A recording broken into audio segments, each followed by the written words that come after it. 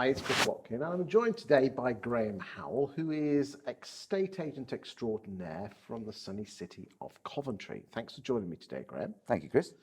I've known you now for a few years, and I've always found you an interesting sort of chap. So I want to find out about your estate agency story, the good times, the bad times, what you've learnt on the way, so the boys and girls out there in estate agency land can learn from that. Is that okay? More than happy to do that. Okay, so Graham, you've just turned 40 years old. I know you don't look it. Thank you very much. Did you want to be an estate agent when you were at school?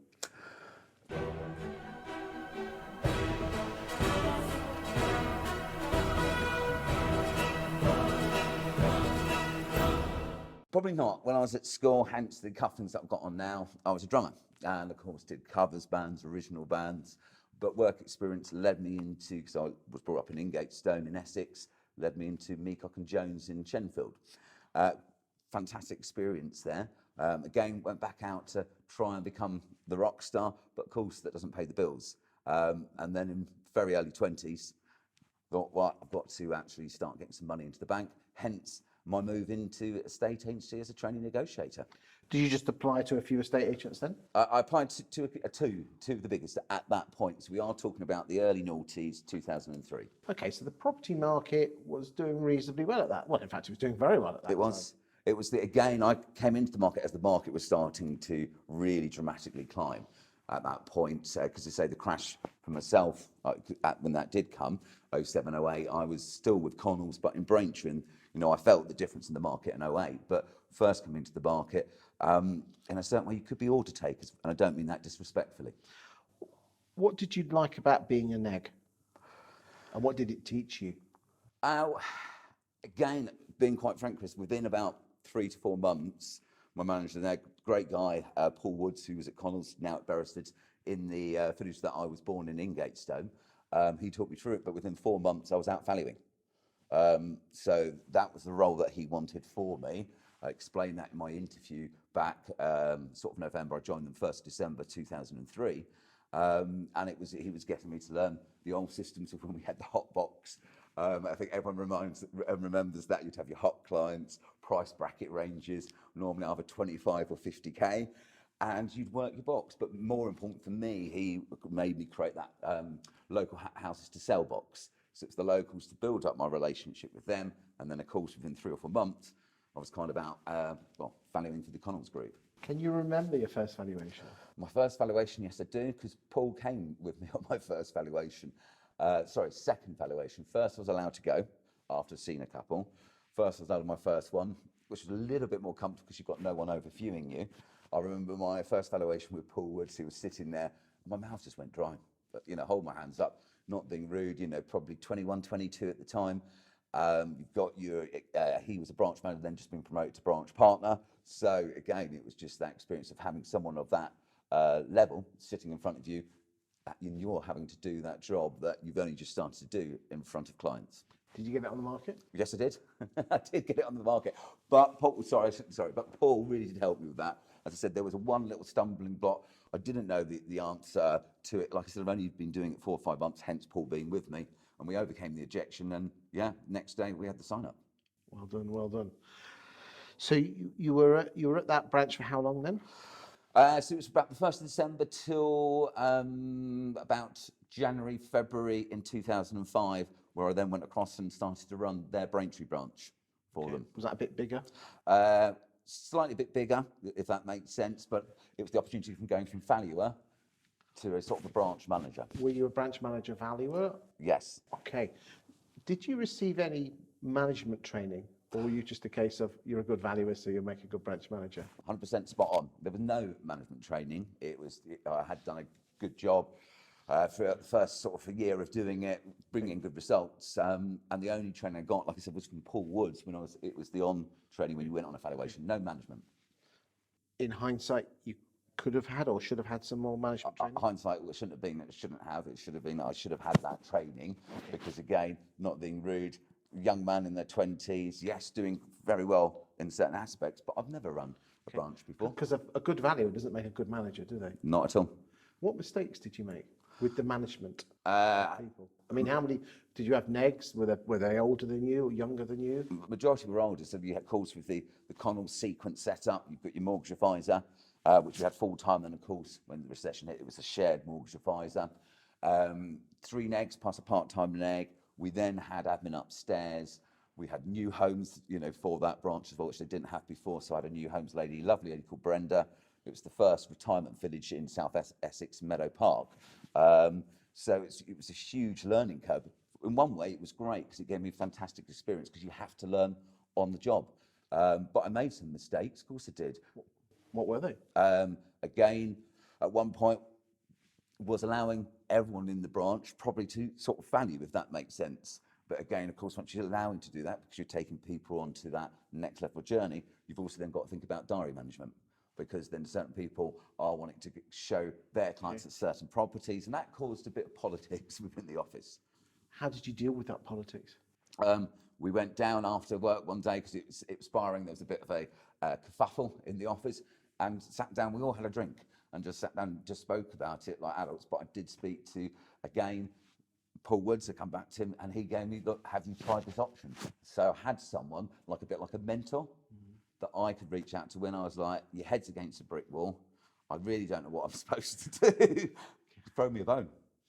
Yeah, and I think in hindsight, I think a lot of people do get promoted to be managers who are good valuers, and we don't train them, do we? No, and that you really do. It's a completely different ballgame from going to either valuer to a manager, or from a manager to a regional manager, or a manager into training. They're all different roles that just expect different kind of attributes. I must admit, I mean, I know countrywide, I'm ex-Halifax, were pretty good at training. Do you think Connells were good with their training? And I'm not talking about your direct line manager. No. If we're talking about the actual learning and development, so we put that to what you've got: learning development, and then you've got your mentoring, or you've got your in-house training.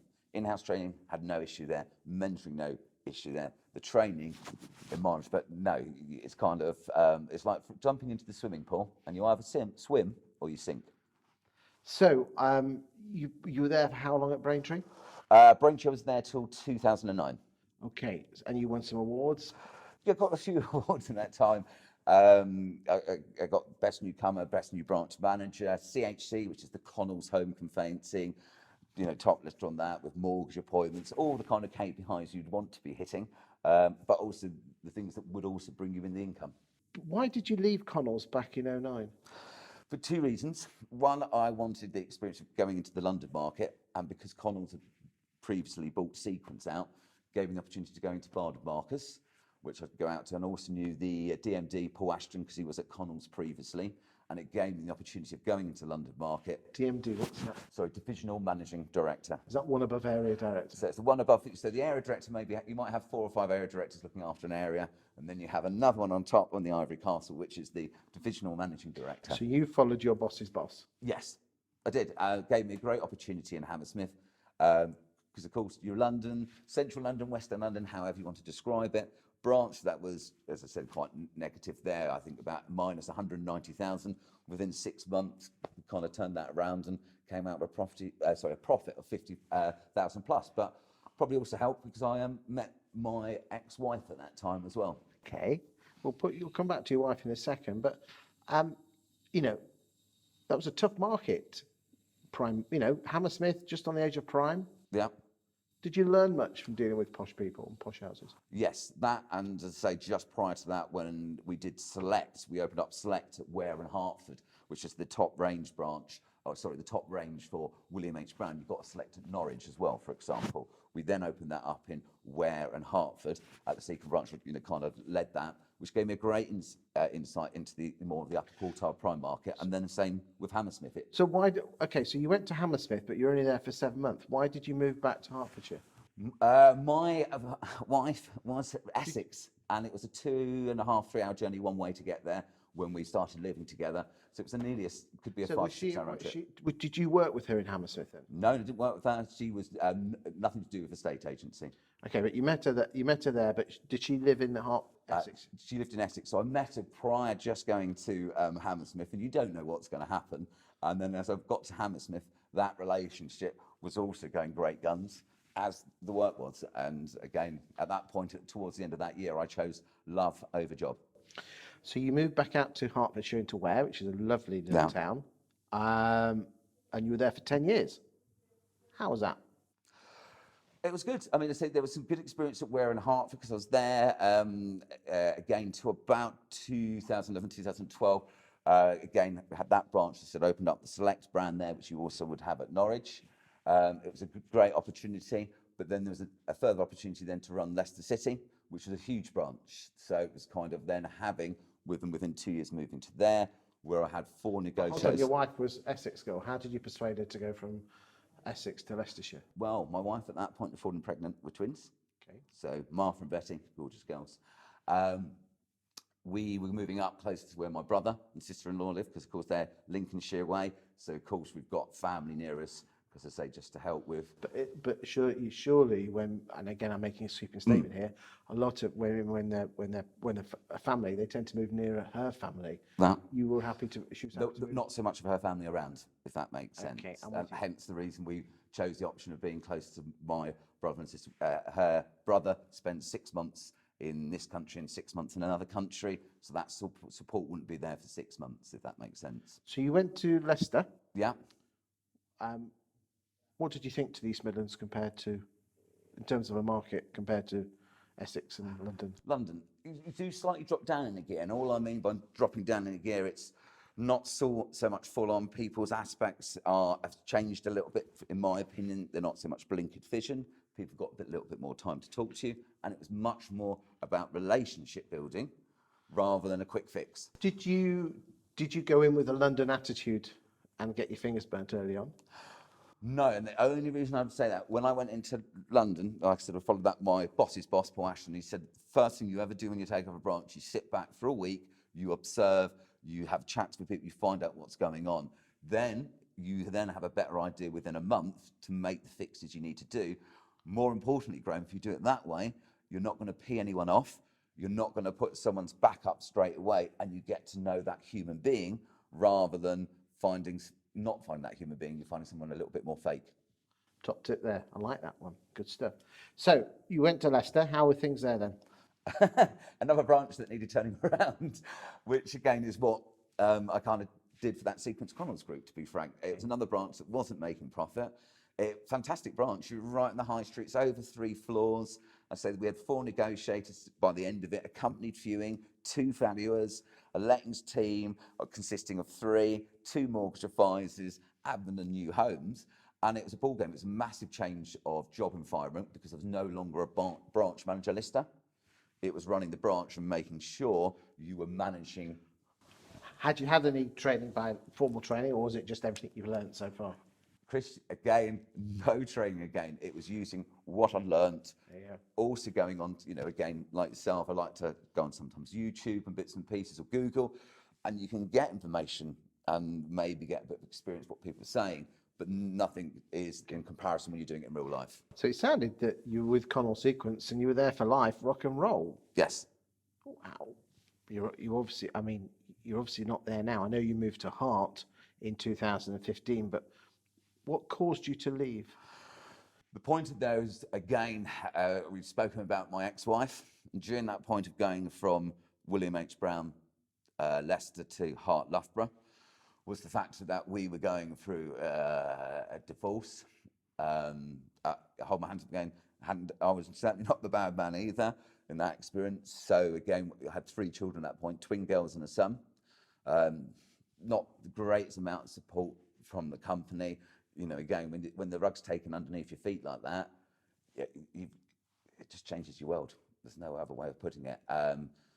Didn't feel I had the support and everything like that. Decided to make a change after that period of time, and again went across to Hearts. And I remember when I had the chat with my area director, I said, been here for 10 years, and now other people that have been here for a 10-year period. And sometimes they've got just a little bit of an email to congratulate you for 10 years. I said, I didn't even get that 10 year. And it was a promise of a branch partnership if I hit X amount of profit from the William H. Brown Leicester and Obi. And it was increasing the profit of that branch. They wanted 100,000. It was in excess of £150,000 profit. The best profit they've had out of that branch throughout the whole period. And at the end of the year, again, we're going to got you some more hurdles to climb if you want to get your branch partnership.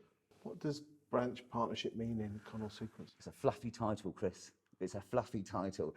And all it means to the human being is you have a slight increase in your wage, slightly better company car, and a slightly better commission structure. So to the human being, you get a lovely fluffy title, but just makes life that little bit easier again. How did you feel, by the sounds of it, one leg of the chair had been kicked out because of the unfortunate breakdown in the relationship with your wife. A lot of people then go and put a lot more on one of the other legs, which is obviously work. How did it make you feel that you hit what you were told to do to get the title? And don't get me wrong, I've been there. When you're a corporate land, that is important. How did that make you feel? Well, I think I say it's like the rug being taken from under your feet. I was devastated. It's quite a good word, or just no, actually disappointed is a better word to use. Really disappointed because this is what you need to do. I've done X, Y, and Z.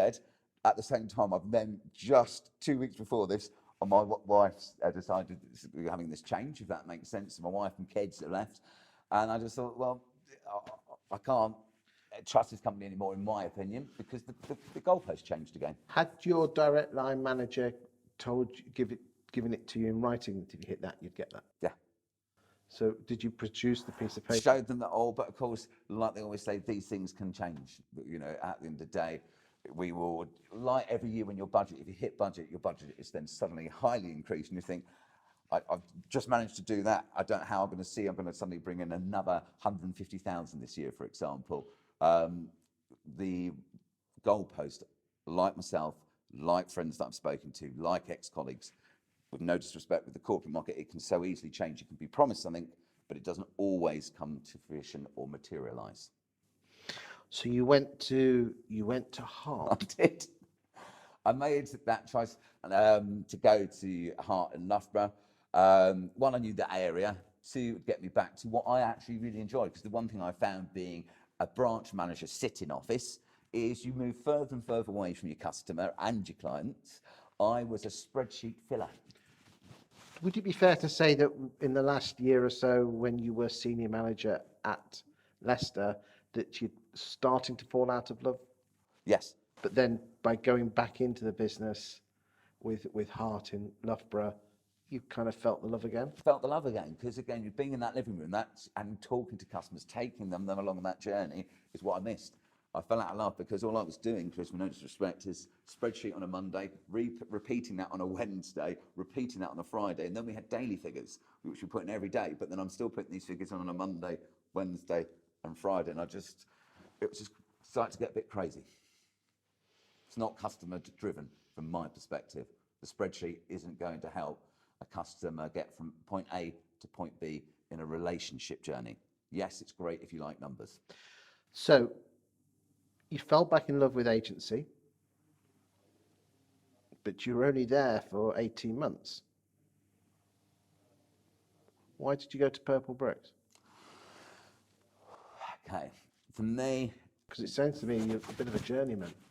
I was, again, up to that point, I'd stayed with the same company and I was being taken to hit fire officers. Yes, okay, I'll give you that. Then I made that change because of the issues with the XY and then not having what was promised didn't come to fruition. Okay, but that was William H. Brown. You went to Hart.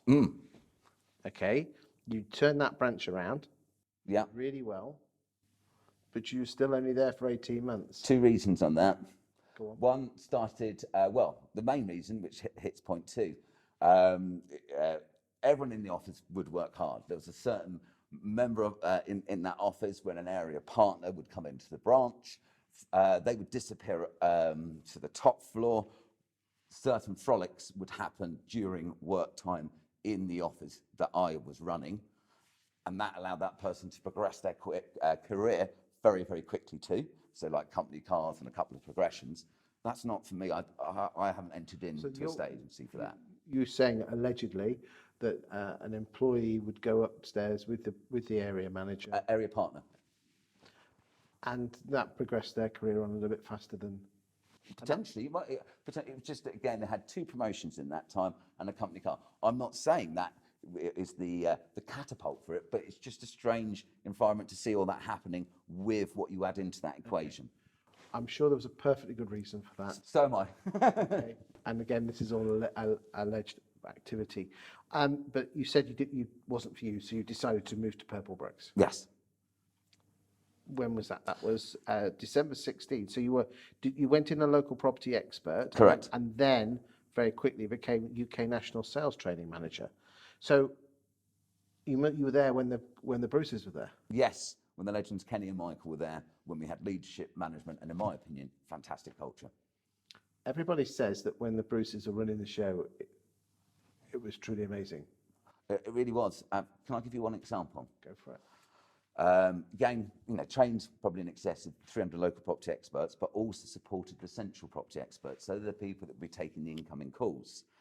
And the one thing I loved about Kenny and Michael, that there was a bit of a glitch where we can make the journey not only for the customer, but also for the agent quicker.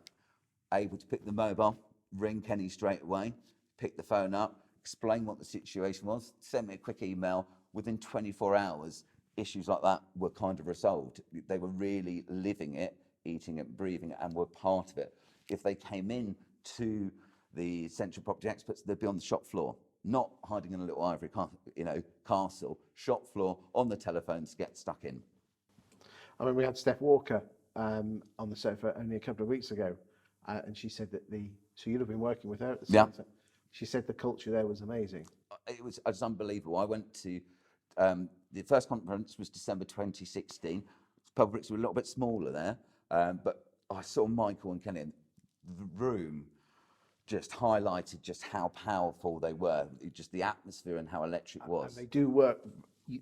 They're phenomenal together. Yeah, the sum is greater than the parts, although they're both exceptional people. Both exceptional, but you bring those two together and the way they can control the room because of the differences in their personality, it just blends extremely well. But then a year later, instead of something about 200 to 300 people, there was over 1,000 people in the room. So completely different kind of atmosphere.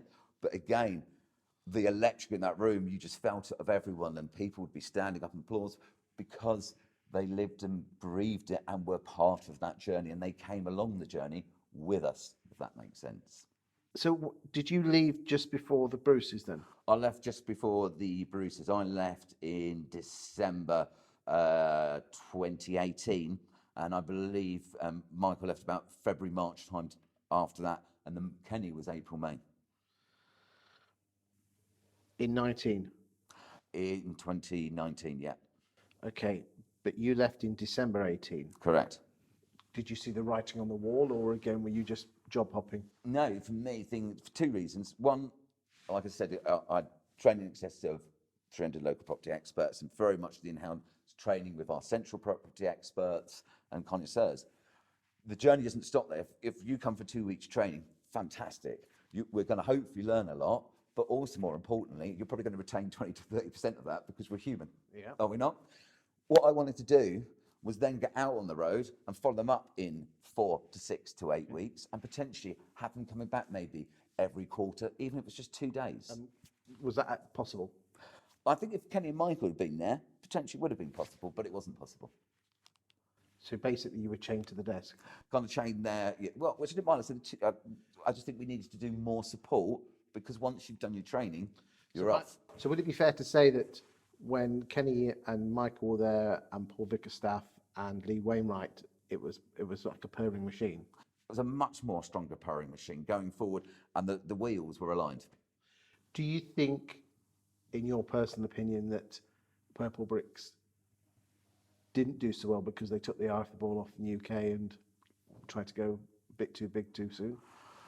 I think when we went to Australia, that was probably a good manoeuvre, but then going into America, following that, if you were Kenny and Michael, you've got 3 babies then to kind of look after, and you are spreading it. Losing slightly Kenny and Michael from the helm of the ship in the UK would have had a negative impact, because they brought the 3 key factors, like a New Zealand rugby team. They brought the leadership, they brought the management, but the biggest thing they brought was culture, which people then believed and bought into it, and you go above the call of duty then. So was so who was running the show at Purplebricks on a day-to-day basis just before you left then? Coming towards the end, it was Paul Staff and Lee Wainwright. And again, probably during that time, we also noticed probably more sort of people from outside the industry sort of coming in. So it's kind of maybe watered down the bolts a little bit. And I think you started to see a bit of friction coming there, especially from people that maybe have been doing the job, working away, and they were thinking, oh, is there a potential for me to do this role? But then someone gets brought in that maybe doesn't understand the ethos or has been out to do, you know, most people that were RDs at that time. And my very good regional directors, Jim Harris, which I know we both know very well, he was the training manager there for the territory owners and went over to Australia to help out as well. Even Jim went out to be a local property expert, so he understood it from the ground roots up. Does that make sense? Like myself, people that were coming in, if you haven't done that, or you've never done a estate agency, how do you understand a business? And you think that was probably the biggest cause, one of the biggest causes why? Definitely one of the causes, in my opinion, probably one of the biggest causes to where we are today. And from something that was a hybrid model where you were self-employed, you are now employed. Okay. So you went to move to Yopa, UK training manager. So that was very similar to the job that you did at Purplebricks. How was Yopa? Different. Okay. If you compare it to Purplebricks, I'm not being disrespectful, but it is true. It is like the poorer version or the poor band's brother of Purplebricks. Okay. If you look at the contact centres, the advertisement, and how well that brand's known. For my role, it changed. I was then out in the field and I was supporting Scotland, North East, North West, East Midlands and Northern Ireland. So not being at home for at least 4 days a week, if not more, staying away, flying. If I was going to Scotland or Northern Ireland, I'd of course have to fly up there as well. So it was more time away because I also have another son called Stan. And again, not being involved much into that life, if you go into the living room with one of your people as well. How was, you said that your wife had walked out on you, unfortunately, back a few years before, is that right? Yeah. How was your relationship with your kids? I mean, this is just as COVID hit. So just as COVID hit, and that's, so as COVID hit in 2020, I left Yopa for a couple of reasons. My 3 children with my ex-wife, Martha, Betty and Ted, twin girls and a son, had moved to Austria. So I got to see them in February in 2019 before they went. 2020? 2020, I was with Final Country. So only with Yopa, so I joined Yopa in 2019. Okay. Right, so this is 2019, so COVID was still another year away. We were still another year away. So your ex-wife took your kids to Austria? Yeah, new life, and we discussed it. Yes, everyone's, you know, there are points that you could fight, but I had to think, what's best for my children? A low crime rate, fantastic schools, great healthcare, and it's about the mental health of everyone. So got to see them before they went, as I mentioned, in February. Saw them in the summertime as well. So I fly out, I have to stay over, bring them back, do exactly the same journey. But just prior to going to them or seeing my children as well, you have expenses when you're in a business like that. And I would pay for things up front. I'm sure you do sometimes, Chris. And then you used to claim it back. But every time it was just before my kids, my couple of weeks of expenses there, my line manager there, every time I'd accidentally forget to pay me my expenses, which has come out of my own pocket, which I'm like, well, at the time, that's some money that I might want to be spending on the time I've got my children. So little things like that wasn't great for me. I think during one period, she also said to me, do you think you're a training manager, Graham? I don't think this is really suited for you. That kind of knocks you off your pedestal. Spoke to 2 of the other members within that team. No, they gave me the support and reassurance. And I think then again... You're a classic trainer. You're Happy Valley, bouncing all over the place. That's what we need from trainers, isn't it? Well, I'd hope so. And I think with the feedback that I had from not only from people, but if you look at Glassdoors and Purplebricks, I had in excess of 20 reviews on that from people that I took through that, you know, sort of training. And not many people can sit here and probably say that with Glassdoors. And exactly the same with Yopa. Just felt, yeah, I didn't have the support from my line manager. Lots was going through with my the kids being over there. And I also just kind of made the decision. I fell out of love. You know, there's only so much you can give, Chris. to other people. There's only so much travelling you can do when you're not getting that support back. So, just as COVID hit, you were seeing your kids every 6 months.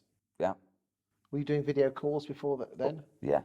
So Every week. you were doing the video calls before everyone else was doing them. Yeah, definitely. Because when you don't see your kids that often, one of the nicest things, if you can't grab your kids, is to see their face and look in their eyes and watch them smile. Have you squared the fact that you're only seeing your kids every 6 months?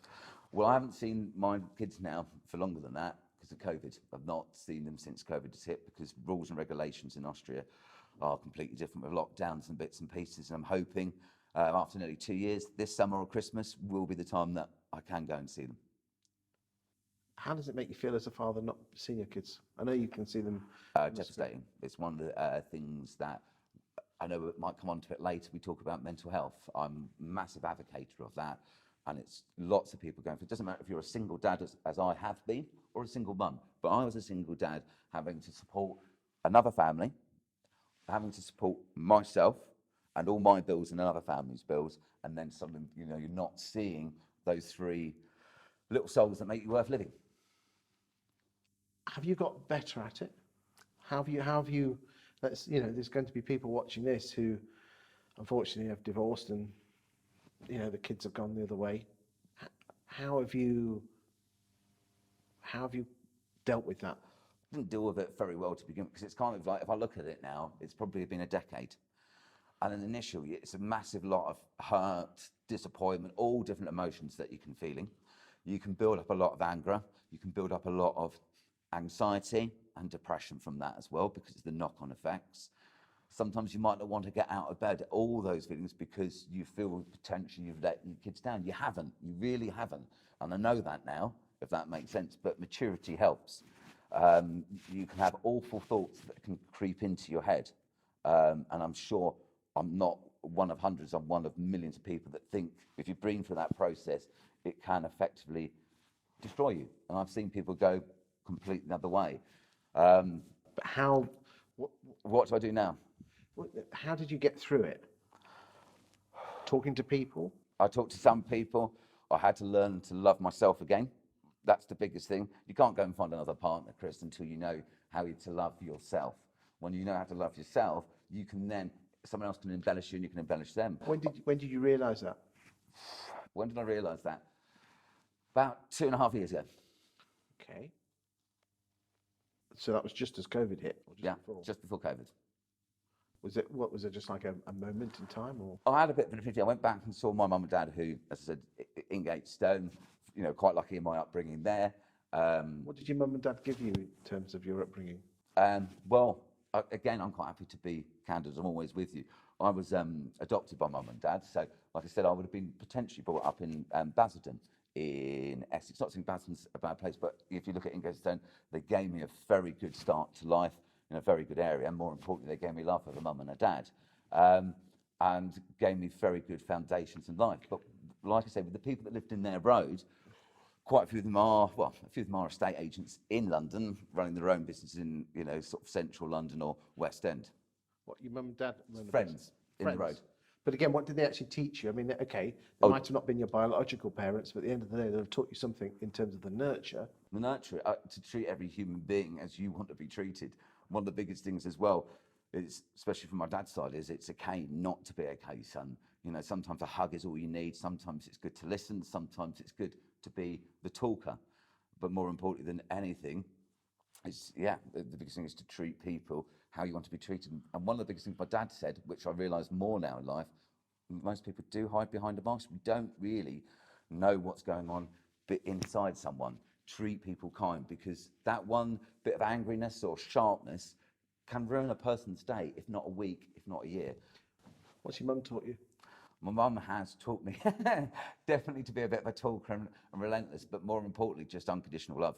Really, just unconditional love, and to try. And I can't always put my hand up, but certainly to try and do my best now to give back to people, because it makes you feel good. And I know we'll come to get something with Finding Country. With that Finding Country Foundation that they do, certain things we did not far from here in Belfast Castle. We did a Tough Mudder to raise money for charity.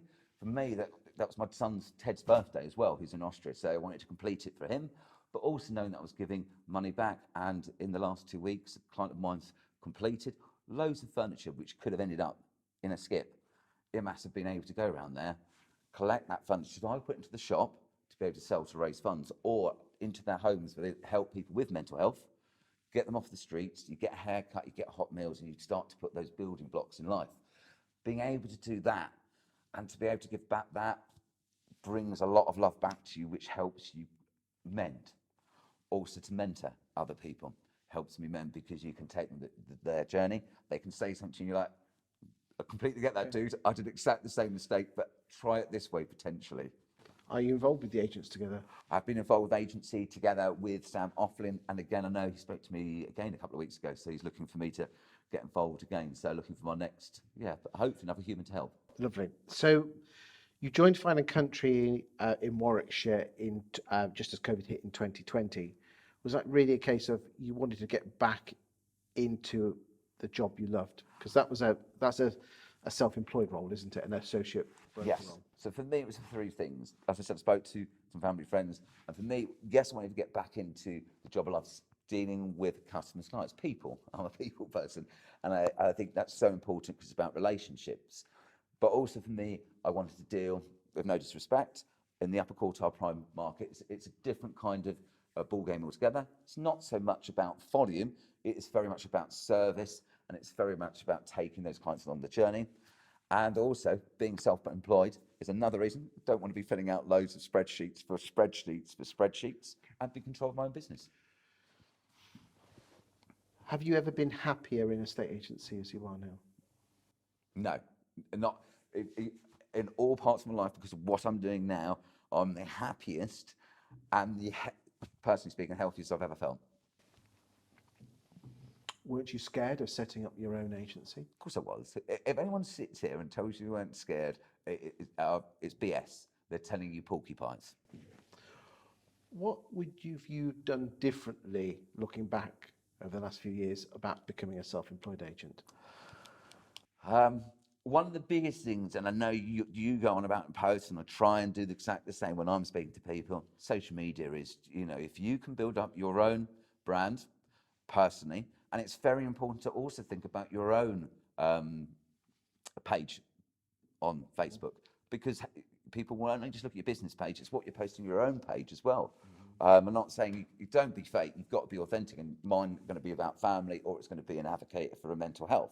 That's that I'm a brethren, so you'll see that.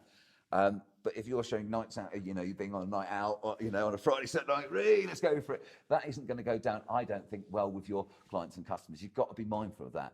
But if I could have built up that earlier, I would have done that. I did a bit when I was at Purplebricks and with Yopa, but that was through my personal page. I was using that as my platform. So when I launched Fine and Country, thankfully I had lockdown, 3 months to get material going behind the scenes. And we launched on, I think, 27th of May, and I, by that point, had 2 listings that I was bouncing into the market with. But I consistently did what your YouTubes, and there are other people out there, but personally, your tubes, which you kind of teach, or try to help to mentor people, really. And most importantly, you're just saying, if you actually do this, you actually will bring into fruition. Did I see results straight away? No, I didn't, Chris. And if anyone sits here and tells you that, again, it is the BS. It was, I said, start March. January, February the following year, started to see lovely results coming through. And now, if I just give you an example, I had an open house on Saturday. Clients reached out to me Friday from Instagram to arrange the viewings. We took them through the correct process. That's done. I had another client reach out to me the day before that. He knew me from someone else, and can you come round and take my house on the market? So not come round and give me a valuation. Can you come round and take my house on the market? Well, what a great way to start a day. What tips would you give to people with regard to the content that you do check out? You've got to keep it, it's got to be a variety of posts. And the biggest tip for me is, yes, you will see, and I know I won't be using pie charts for me, I'm afraid. If people want to use pie charts, please go ahead. I have used pie charts when I was with the William H. Brown Connells group, because that's what we're told to do. It's about pie charts. It's about market share. Not really talking much about customer service, though. But I'm sure that's a conversation for a different day. What I'd certainly be doing differently is making sure when you're doing your social media, authentic. It's about people knowing who you are.